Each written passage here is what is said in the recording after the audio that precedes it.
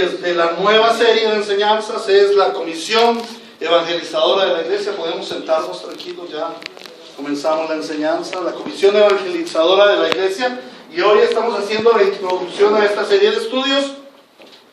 Vimos que la Comisión Evangelizadora de la Iglesia, que en la introducción de este estudio vamos a ver la comisión, los comisionados, el contenido y el método. Ya vimos que la comisión es: vayan y prediquen el evangelio del reino. En segundo lugar, vimos que los comisionados somos individualmente cada creyente, pero también todos los creyentes de la iglesia, no solamente de esta iglesia local, sino de todas las iglesias, de toda la iglesia universal. O sea, nosotros tenemos una responsabilidad como individuo, tenemos una responsabilidad también como familia para evangelizar, tenemos una responsabilidad como iglesia local. Por eso les estaba diciendo que es menester que para nuestra próxima asamblea, que ojalá se programe para pronto, el día completo del Señor, la próxima asamblea, todas estas cosas. Entonces, entonces podamos organizarnos para hacer la tarea evangelizadora de la iglesia, que ha sido uno de los defectos que hemos tenido por años en la iglesia. Nosotros no hemos sido muy evangelísticos, que digamos, ¿cierto? Y también vemos que es una comisión dada a toda la iglesia en general, la iglesia en comunidad, todos nosotros unidos a otros hermanos, debemos proyectar el evangelismo. Precisamente una de las bendiciones que tiene la Asociación Latinoamericana de Iglesias Bautistas Reformadas A-Libre, a la cual nosotros como iglesia estamos afiliados. Entonces, una de las bendiciones es que los programas evangelísticos que podemos hacer van a ser muy buenos. De hecho, ya se han hecho algunos, que es como por ejemplo el Día de la Reforma, la celebración del Día de la Reforma, que es los folletos, los tratados que se han hecho, se van a hacer otros tratados, los libros que se han producido. Esto es bien importante para la obra evangelística. Y poder entre juntos evangelizar, que es el llamado para toda la iglesia.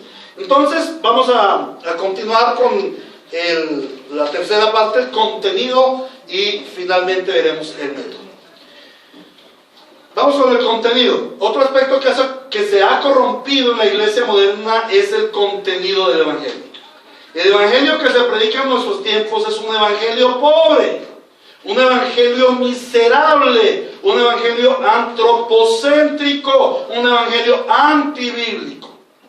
Veamos algunos falsos evangelios que se predican hoy en día. Yo creo que el más grave de todos es el evangelio sin Cristo.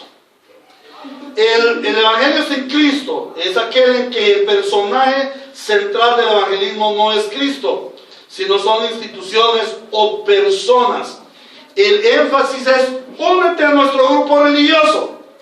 Vaya a la iglesia que allá en la iglesia, todo, mejor dicho, usted se une a la iglesia y todo le empieza a ir bien. Vaya a la iglesia. Pero no se predica de Cristo como Señor y suficiente Salvador. El evangelio sin salvación, otro grave error.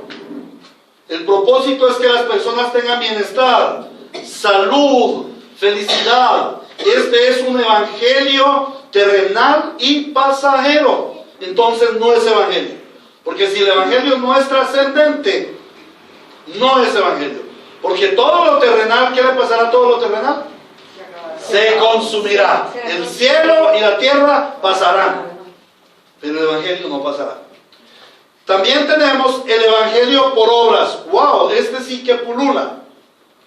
Haz esto o aquello para que seas salvo. Y el más común es: arrepiéntete y cree para que seas salvo. Y este es solo el inicio de una serie de obras. A veces la gente viene a nosotros y nos dice: mira que estoy enfermo, que estoy pasando. No, es que usted, lo que pasa es que claro, como usted está viviendo en pecado, lo que usted tiene que hacer es arrepentirse y creerle al Señor, y empiece a ir a la iglesia, y cuando vaya a la iglesia, entonces usted después tiene que hacer el curso de nuevos creyentes, después tiene que ir al encuentro, Preencuentro, encuentro, posencuentro, después tiene que prepararse para el reencuentro, reencuentro, posreencuentro, escuela de líderes, toda la academia y salga y a los 6 meses está la persona, pero yo ya he hecho todo y sigo lo mismo. Y no ha aprendido nada del verdadero evangelio. Entonces, no, es que usted no está diezmando. Pues el Señor, ¿cómo lo va a decir? Es que usted no diezma. Es que usted no está evangelizando. Entonces, no hay un ascenso y cada vez es echándole la culpa a la persona de que su vida está mal por él mismo. No está mal por él mismo. Está mal porque no ha recibido el verdadero evangelio. Se ha llevado por un grupo religioso, por una pirámide. Otro es el evangelio social. El evangelio social consiste en hacer buenas obras sociales. Y aquí están las iglesias fundación. Entonces todo el énfasis es colaborar con la iglesia, porque esta iglesia ayuda a los niños pobres. Entonces el énfasis es traigan ropita, traigan comidita, y la gente ha rezado, ha pecado, ha rezado y ha empatado. ¿Por qué? Porque han hecho las cosas buenas para Dios. Ahora resulta que Dios es deudor, pero no se ha predicado allí un evangelio. Está el evangelio ético. ¿Qué sucede con el evangelio ético? Lo importante es que la persona deje sus malos hábitos, deje sus vicios. El énfasis es ser una mejor persona con altos valores morales y sociales. Entonces, el borracho llega para dejar su borrachera, el drogadicto llega para dejar su drogadicción, pero resulta que si no hay transformación de vida, el borracho no deja de ser borracho, sigue siendo pecador, porque la borrachera es pecado. El drogadicto no deja de ser drogadicto, porque es pecador. Y lo que el hombre necesita es ser transformado en su naturaleza, pasar de pecador a ser santo. Este es el evangelio familiar. El énfasis es la restauración de la familia. Entonces, lo más importante sobre la tierra es la familia. Miren que es lo primero que aparece en la Biblia. La familia, la familia. Y ahí vemos iglesia, centro familiar cristiano. Centro de restauración de la familia. Y la familia es lo primero. Entonces, allí hay un énfasis en la restauración de la familia. Y puede que algunas familias sean restauradas. No digo que no. Hay muchos métodos, ellos dan muchos valores, dan muchos estímulos para que las parejas se reencuentren y hagan un poco de cosas. Y puede que algunas familias sí lleguen a ser restauradas. Pero restauradas ¿para qué? Para esta tierra, para esta vida, para vivir un matrimonio en esta tierra, pero no para vivir el matrimonio real. El matrimonio en esta tierra es sombra y tipo del matrimonio celestial eterno, Cristo con su iglesia. Entonces, puede que aquí vivan un matrimonio bueno, o por lo menos un matrimonio, un hogar aparentemente bueno, pero resulta que no hay una liga con Jesucristo el Señor. No está el evangelio. El evangelio bombero. En este evangelio Dios soluciona todos los problemas. Vaya a la iglesia que ya se le solucionan todos los problemas. No tiene trabajo, vaya a la iglesia y ore. Y ore y verá que el Señor, Él es fiel. Está el evangelio profético. En el evangelio profético el énfasis es que el incrédulo conozca su futuro. Y ahí están esos movimientos como la iglesia de Jesucristo Internacional, la iglesia famosa guiada por el Espíritu Santo, la iglesia guiada por el Espíritu Santo. Son iglesias en donde usted llega y de una vez le profetizan. Y lo más curioso, hablaba en estos días con alguien, lo más curioso es que las profecías salen. Y la gente está convencida de que, en primer lugar, no son profecías, son premoniciones. Están convencidas de que porque esa premonición le salió, eso es de Dios. Bueno, yo quiero decirles, los brujos también dan premoniciones y les salen.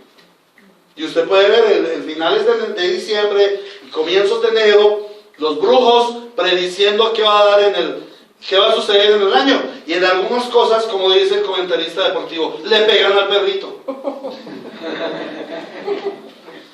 Está el evangelio de la entretención o entretenimiento. Ese evangelio busca traer personas a través de dramas, sainetes, artistas, y su énfasis es llamar la atención de un público. Ellos quieren que el público Oiga, y que vaya mucha gente y que de pronto escuchen un testimonio de la vida de esa persona. Pero ya vemos que el testimonio no es la vida de una persona. Testimonio es la persona del Señor Jesucristo, amén, su obra, su ser, su obra y su carácter. Amén. Amén. Está el evangelio de la alta autoestima, donde tú eres campeón, donde tú lo puedes todo, lo vas a lograr. Entonces, allí se busca que la persona alcance altos niveles de autoestima, porque su problema no es el pecado, sino que su problema es que los traumas, la sociedad, las cosas del mundo. Pero tú puedes, vienes a Cristo y Cristo te hace una persona súper especial. Ahora, en este tipo de movimiento religioso, lo que se busca es que la persona sea aceptada, porque generalmente, como estamos viviendo un mundo en donde la gente es tan rechazada, un mundo tan egoísta, ¿cierto? Entonces la gente viene a estos grupos y en esos grupos se sienten lo más de bien, porque todos están en la misma condición y todos son los primeros, los grandes campeones, los ganadores de armas. También puede meterse a Amway si quiere y le va a dar este mismo sistema, ¿no? Y a grupos de ventas, así, pirámides y todas esas cosas. Ahora está el evangelismo dramático. Este es terrible. Está centrado en las vivencias del predicador. Oiga, yo he oído las cosas más bárbaras en este sentido. No, es que usted no me conoció cuando yo era del mundo. No, eso yo mataba y comía del muerto. Yo le pegaba a mi mujer, a mis hijos. Me pegué 100 puñaladas, hice no sé cuánto. Las cosas más horribles.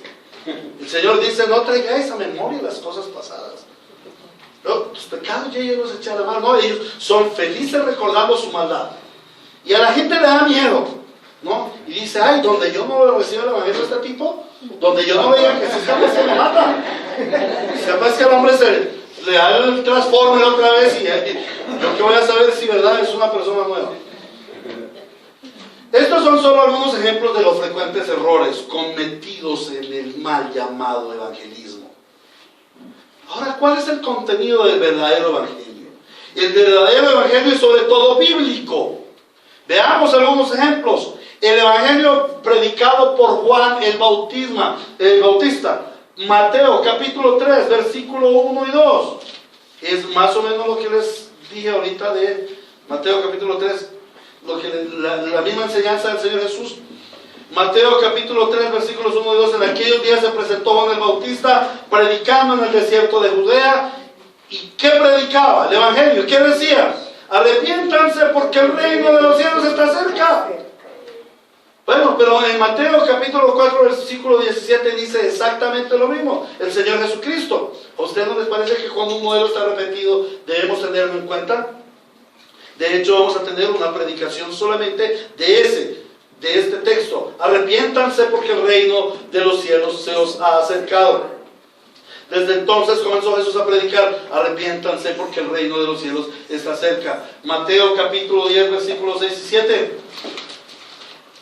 Lo que el Señor le delega a los apóstoles, ¿cierto? 6 y 7 dice, vayan más bien a las ovejas descarriadas del pueblo de Israel. Donde quiera que vayan, prediquen este mensaje. El reino de los cielos está cerca. El evangelio predicado por Pedro en Pentecostés.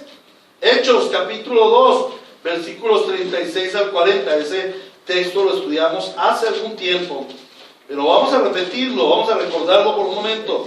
Hechos 2, 36 al 40. Dice el Señor así: por tanto, esto fue lo que predicó Pedro el día de Pentecostés, lleno del Espíritu Santo. Y mira lo que dijo: por tanto, sépalo bien todo Israel, que a este Jesús a quien ustedes crucificaron, Dios lo ha hecho Señor y Mesías. Cuando oyeron esto, todos se sintieron profundamente conmovidos y les dijeron a Pedro y a los otros apóstoles: hermanos, ¿y qué debemos hacer? Arrepiéntanse y bautícese cada uno de ustedes en el nombre de Jesucristo para el perdón de sus pecados, les contestó Pedro, y recibirán el don del Espíritu Santo. En efecto, la promesa, ¿cuál promesa? La del Espíritu Santo, la de la salvación, es para ustedes, para sus hijos y para todos los extranjeros, es decir, para todos aquellos a quienes el Señor nuestro Dios quiera llamar. Con muchas otras razones les exhortaba insistentemente: sálvense de esta generación perversa. Entonces, el evangelio que predicamos es un evangelio basado en la presentación del reino de Dios, estableciéndose en la vida de los pecadores. Recuerden que nosotros oramos domingo a domingo la oración del Padre Nuestro y dice: venga a nosotros tu reino. El Señor establezca el reino de Dios en mi vida, que yo sea gobernado por Dios y no por mí mismo. Ahora, veamos 2 Corintios capítulo 5. 2 Corintios capítulo 5, versículos 18 a 21.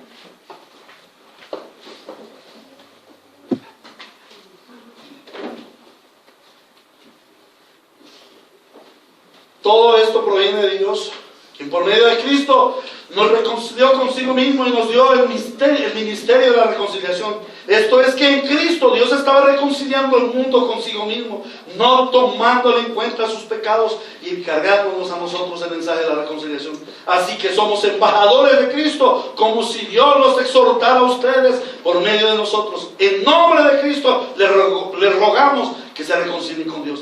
Al que no cometió pecado alguno, por nosotros Dios lo trató como pecador, para que en él recibiéramos la justicia de Dios. El evangelismo verdadero y eficaz nos habla de nuestra situación pecaminosa y del perdón de los pecados. Eso es el evangelio, hermanos. Estamos destituidos de la gloria de Dios por causa de nuestros pecados, mas Cristo murió por nosotros. ¿Para qué? Para el perdón de nuestros pecados. Y esta es la paga del pecado, de la muerte, pero la dádiva de Dios es vida eterna en Cristo Jesús. Muy sencillo. El evangelio verdadero y eficaz reconoce la soberanía de Dios. Primero la reconoce en cuanto a la obediencia, es decir, el evangelismo es un mandato de Dios. Es un mandato de Dios para su iglesia. Y el evangelio es un mandato de Dios para todos los hombres. Dios ordena a todos los hombres en todo el mundo a que se arrepientan. Es un mandato de Dios. No es opcional. Ahora, segundo, reconocemos la soberanía de Dios en que nosotros no jugamos el papel de Dios en el evangelismo. Él es el único que puede salvar. Nosotros no vamos a salvar ni a convertir a nadie. Nosotros somos solo portadores del mensaje. El evangelismo verdadero y eficaz respeta la santidad de Dios. Como Él es santo, no soporta el pecado. No podemos pensar que el perdón de Dios es algo barato. El perdón de Dios costó la vida de su propio Hijo, Jesucristo. Entonces, la presentación del evangelio tiene que incluir la ira de Dios contra el pecado.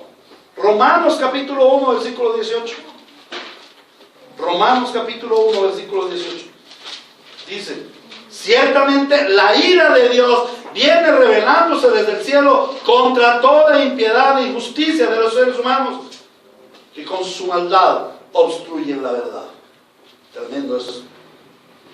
El evangelismo verdadero y eficaz se caracteriza por un amor y compasión hacia los perdidos.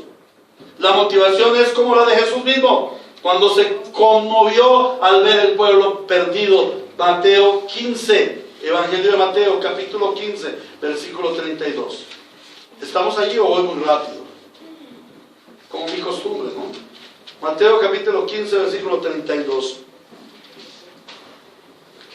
Jesús llamó a sus discípulos y les dijo: siento compasión de esta gente, porque llevan 3 días conmigo y no tienen nada que comer. No quiero despedirlos sin comer, no sea que se desmayen por el camino.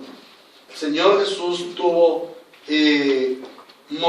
como motivación la misericordia, el amor y la compasión hacia los perdidos. Amén. ¿Se acuerdan cuando Él lloró por Jerusalén? Amén.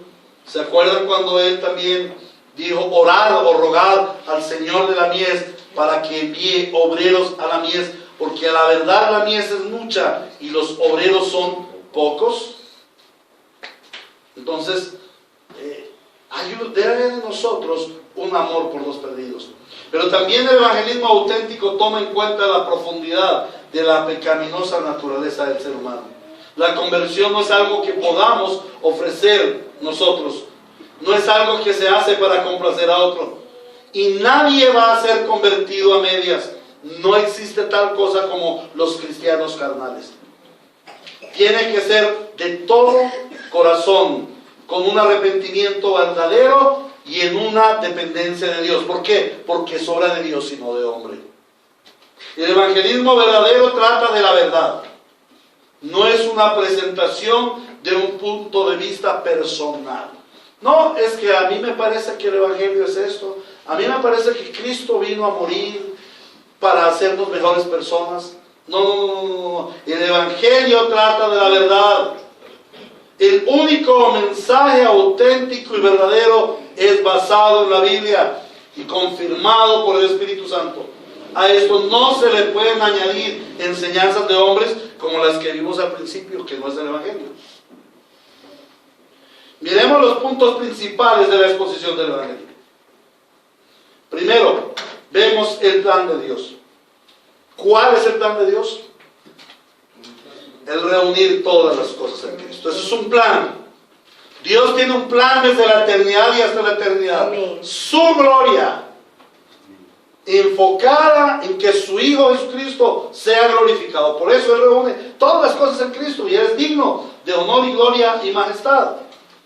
Entonces, cuando nosotros vamos a evangelizar, tenemos el deber de enseñar a los hombres el plan de Dios. Pero también tenemos el deber de mostrarle al hombre el estado caído.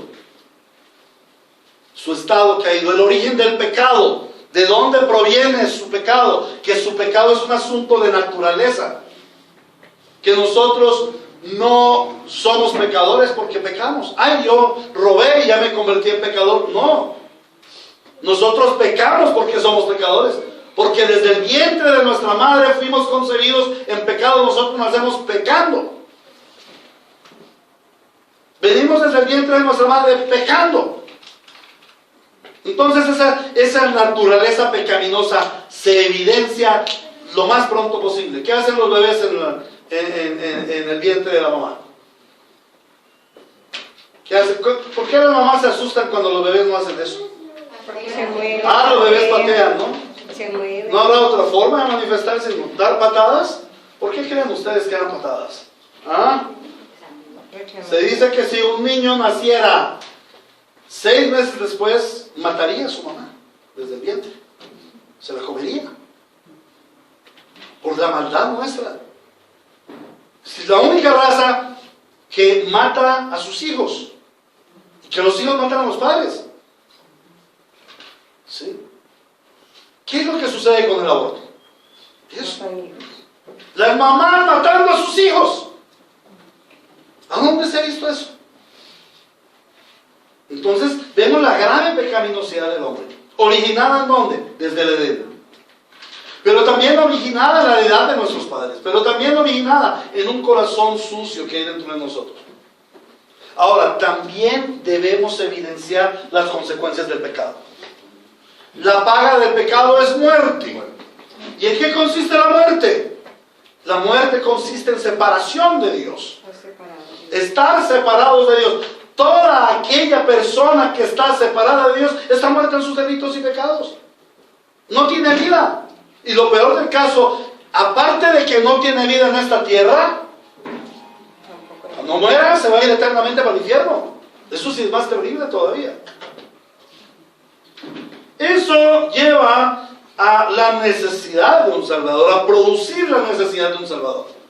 Nuestro diálogo evangelístico tiene que conducir a la necesidad de un Salvador. Tú necesitas un Salvador.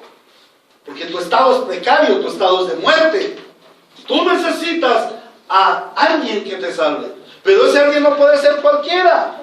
Jesús es el único Salvador dado por Dios. Entonces ahí viene la presentación del Señor Jesucristo como el único y suficiente Salvador dado por Dios para la salvación de los hombres.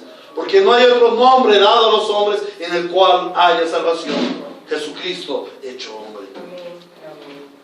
Pero no solamente basta con llevar a la gente a reconocer el plan de Dios, a reconocer el estado caído del hombre, a reconocer las consecuencias del pecado, a reconocer la necesidad de un Salvador y a reconocer que Jesús es el único Salvador, sino que debemos llevarle a que conozca el propósito y el alcance de la salvación.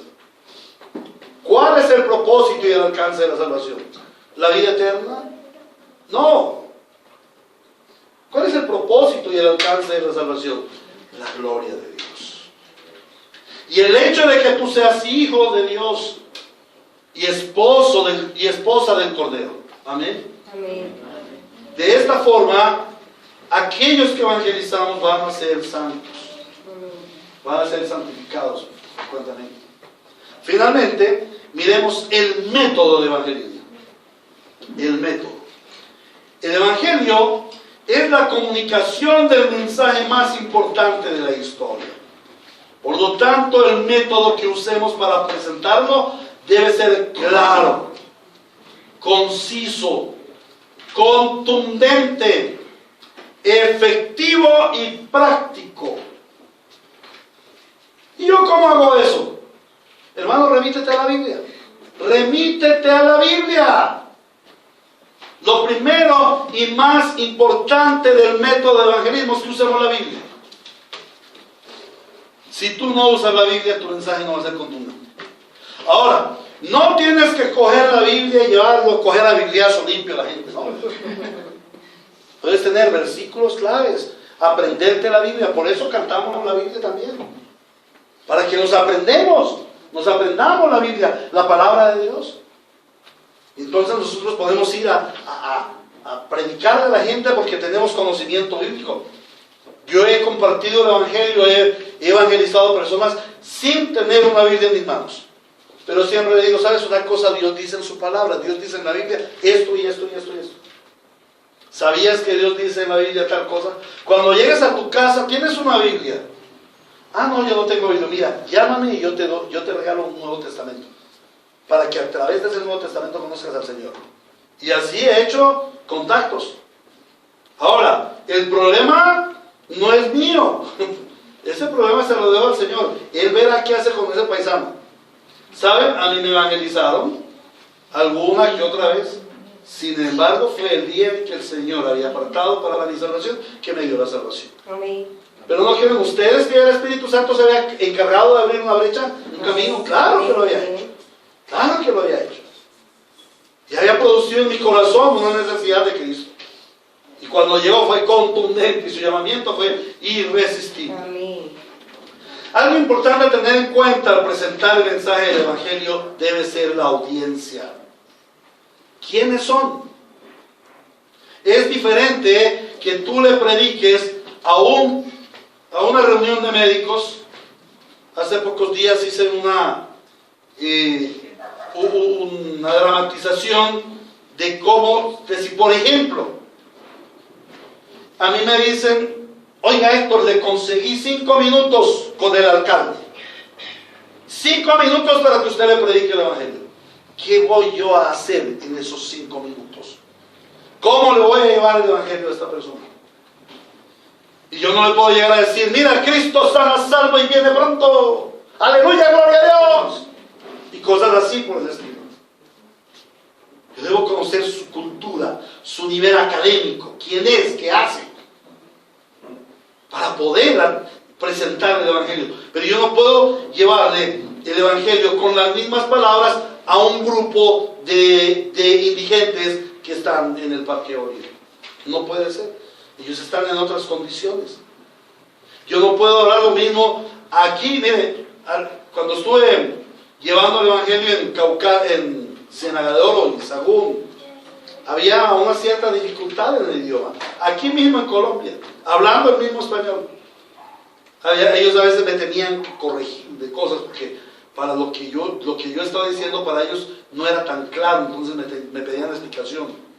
¿Por qué? Porque mi idioma es el de aquí de Medellín. Y ya en la costa es diferente. Lo mismo me sucede en Caucasia a veces. Hay dichos diferentes. Entonces yo tengo que mirar quiénes son aquellos receptores. ¿Cuántos son? Es muy diferente predicarle a uno que predicarle a 100. en dónde están, en qué lugar se encuentran. ¿Sí? ¿Sabían ustedes que yo puedo predicar el Evangelio en un velorio? ¿Cómo puedo predicar el Evangelio en una fiesta de Navidad o de Año Nuevo? ¿Cómo puedo predicar el Evangelio en los 50 años de matrimonio de mis padres? O en los 25 de mis padres, o en los 50 años de mi hermano mayor. Son oportunidades abiertas para predicar el Evangelio. No más que te den papaya de orar y predica el Evangelio orando. Hay muchas formas. Ahora también tenemos que ver en qué circunstancias está viviendo la gente, cuál es su estado de ánimo. Yo no le puedo predicar el Evangelio a una persona que está que se acaba de ganar la lotería, por decir algo, a predicar el Evangelio a una persona que está a punto de morir en un hospital. Entonces nosotros debemos tener en cuenta eso. ¿Qué tiempo disponible tiene? Hay personas que tú le puedes predicar el Evangelio. Yo recuerdo, en cierta ocasión fui a predicar el Evangelio a una familia y entré a las 11 de la mañana. Pues mi idea era salir a las 2 de la tarde, salí a las 5. ¿Cierto? Y no me querían dejar ir. Me dieron almuerzo, me dieron algo. Y no se vaya, pastor, quédese, queremos aprender más. Pero es muy diferente a si yo voy a una oficina o a una atención. En cierta ocasión fui a una oficina de medicina y le dije a la persona que me estaba atendiendo que si me permitía orar por ella. Y le prediqué el Evangelio en 2 minuticos, 3 minuticos. La persona quedó muy agradecida. Pero nosotros tenemos que mirar cada característica, cada situación y ser hábiles, pedirle sabiduría al Señor para que nos lleve a predicar el Evangelio. Ahora, el evangelismo eficaz se caracteriza por una correspondencia entre el mensaje y el mensajero. Es decir, el testimonio de la persona que evangeliza habla más fuerte que sus palabras. Podríamos enumerar muchos métodos de evangelismo, tanto particulares como masivos. Nosotros conocemos campañas masivas, predicadores públicos que se dirigen a los transeúntes en la plaza pública, en los buses, en las filas. También podemos encontrar eventos masivos como fiestas, cumpleaños, sepelios. En fin, podríamos mirar lugares donde la gente que escucha es mucha.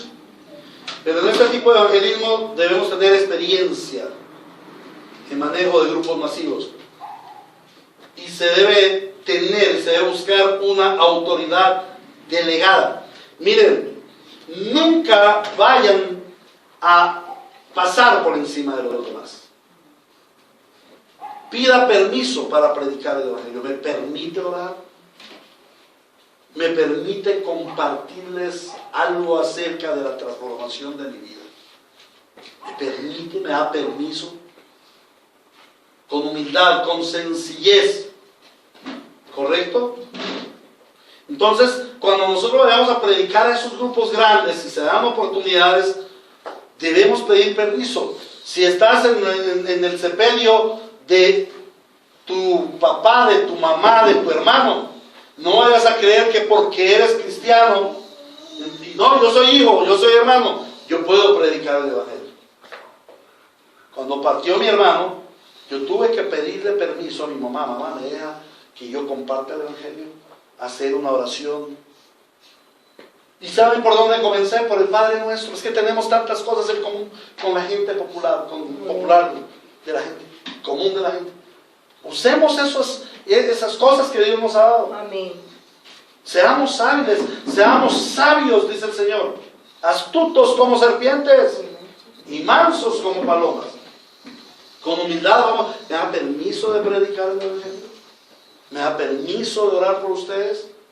En una fiesta de los 50 años de matrimonio de mis padres, hermanos, ustedes saben que yo soy cristiano. ¿Me permiten hacer una oración pública por mis padres? Claro que sí. Claro que sí. Hágala, qué lindo que mis papás se sientan honrados por usted. Entonces ahí en un corto brindis yo puedo llevarle el evangelio a la gente, a mis propios familiares. Tranquilos, la palabra de Dios dice que Él envía su palabra y que ella envía el fruto y que Él le hace dar fruto para la cual lo envió, que su palabra nunca vuelve vacía. Amén. Tú encárgate de predicar. Otro método de evangelismo es el usado por varios movimientos religiosos, el sistema puerta a puerta o predicación callejera. Y en este caso hay que tener mucha paciencia y seguridad para poder lograr la atención de la gente. Pero quizás el método más recomendado por ser el más fructífero es el evangelismo personal o evangelismo relacional.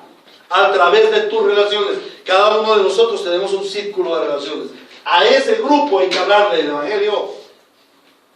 Y este tiene una ventaja, porque lo exponemos ante personas conocidas, gente a la que amamos, oramos por ellos, nuestra familia, nuestros amigos, nuestros relacionados, nuestros vecinos.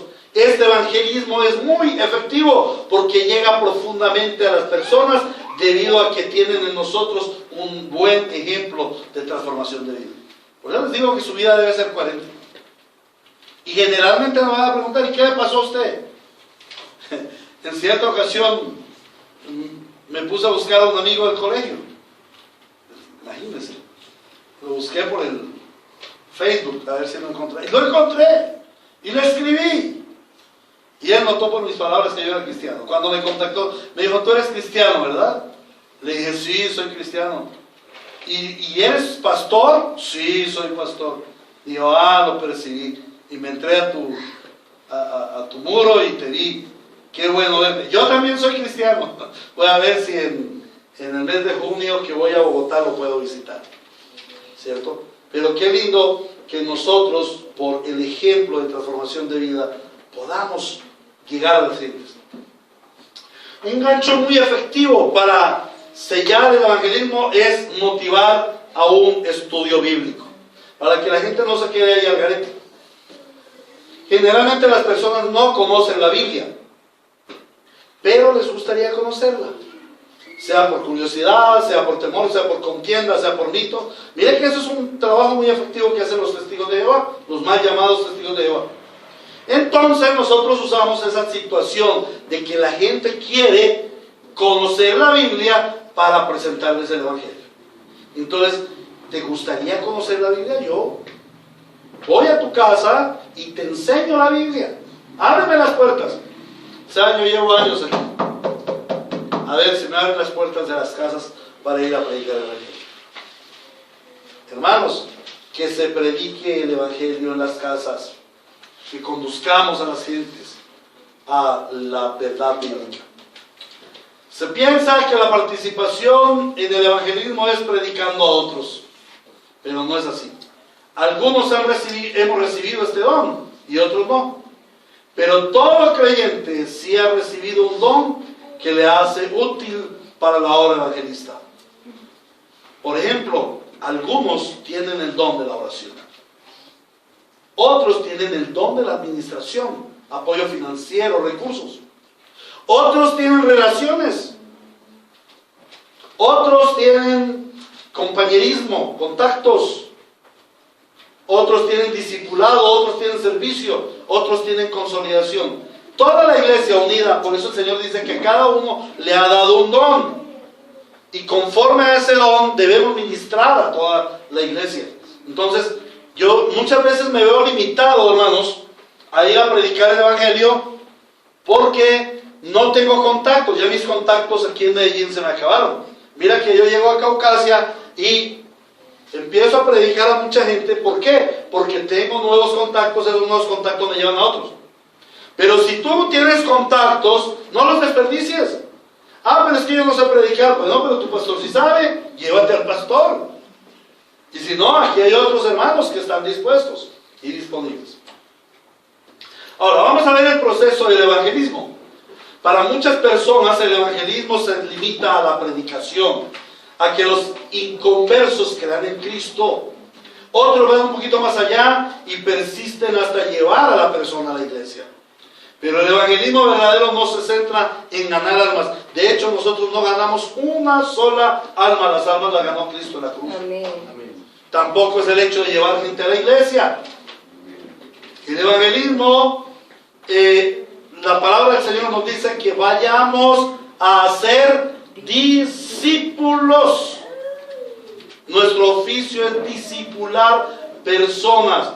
La meta es hacer que el evangelizado se convierta en un discípulo del Señor Jesucristo. Y este proceso lleva varias etapas. Lo primero, la oración. No podemos hacer evangelismo sin oración. Lo segundo, debemos compartirles el evangelio. Al compartirles el evangelio debemos conducirles a Cristo a través de la Sagrada Escritura. Pero no solamente debemos compartirles a Cristo, sino debemos acompañarlo en su vida personal con oración y con acción. Muchas veces las personas están necesitadas de muchas cosas, alimento, vestido, o quizás acompañamiento. Debemos acompañarles. Establecer en ellos disciplinas de vida cristiana, de oración, de meditación bíblica, de obediencia a la palabra, de congregación, de observancia del día del Señor, de mayordomía de sus finanzas. Y finalmente, debemos conducirles a la formación académica. Nuestro trabajo no termina en ir a evangelizar personas. Nuestro trabajo termina cuando ellos son discípulos de Cristo y están alcanzando a otros para Cristo. Para muchos creyentes el evangelismo es una pesada carga y una gran condenación, porque insistentemente se ha enseñado que el evangelismo consiste en ganar almas, pero no es así. Se dice que William Carey, evangelista en la India, predicó durante 7 años sin que una sola alma se convirtiera. Evangelizar no es convertir a la gente. Nuestra tarea delegada por Dios es predique el evangelio. Unos escucharán y creerán y se convertirán a la fe. Otros creerán y no se convertirán. Y otros escucharán y no creerán. Los creyentes recibirán vida eterna, pero los incrédulos, dice Marcos, están bajo condenación. Finalmente, miramos el reevangelismo, algo que he llamado reevangelismo. Y es un aspecto importante del evangelismo. Es llevar a la gente que ha sido engañada por un falso evangelio y que creen estar en la verdad. Estas personas también necesitan escuchar el verdadero evangelio. ¿Y quiénes les van a llevar el verdadero evangelio? Solamente aquellos que lo conocemos. El evangelio de la Reforma. Sin embargo, estas personas deben ser reevangelizadas de una manera especial. Sin choques. Cuidado, hermanos, con los choques. Sin contiendas. Deben ser evangelizadas con amor, con dedicación, con enseñanzas absolutamente bíblicas, evitando darle la impresión de que lo que queremos es que cambie su sistema religioso. Nunca podremos llevar cautivo el corazón de nadie a que haga lo que yo digo. Y hay hermanos, y yo tengo lucha a veces con hermanos para que no hagan eso. Hermano, dale libertad a las personas. Tú eres libre, ¿por qué quieres cortar la libertad de otros? Que tienen que ir a la iglesia, no tienen que ir a la iglesia. El Señor nos llevará a su debido tiempo. Que tienen que cambiar de vida, bueno, el Señor nos cambiará. Él nos transformará. Él es el poderoso. Nosotros solamente somos siervos. Algo muy importante en esta misión de reevangelizar o establecer el verdadero evangelio, los que de una u otra forma han conocido algo del evangelio, es que debemos ser humildes. Generalmente, como iglesias bíblicas bautistas, somos conocidos por ser estudiosos de la palabra. Y en ocasiones esto nos conduce a tener orgullo, lo cual es detectado fácilmente por el receptor e inmediatamente se genera el rechazo. Otro error es el de pretender conducir a las personas a conocer doctrinas. No, es que usted tiene que aprender la doctrina de la teología propia, la doctrina de la soteriología, la doctrina de no sé qué. No, tenemos que conducir a la gente a conocer doctrinas. Esto produce choque. El evangelio no consiste en serie de doctrinas.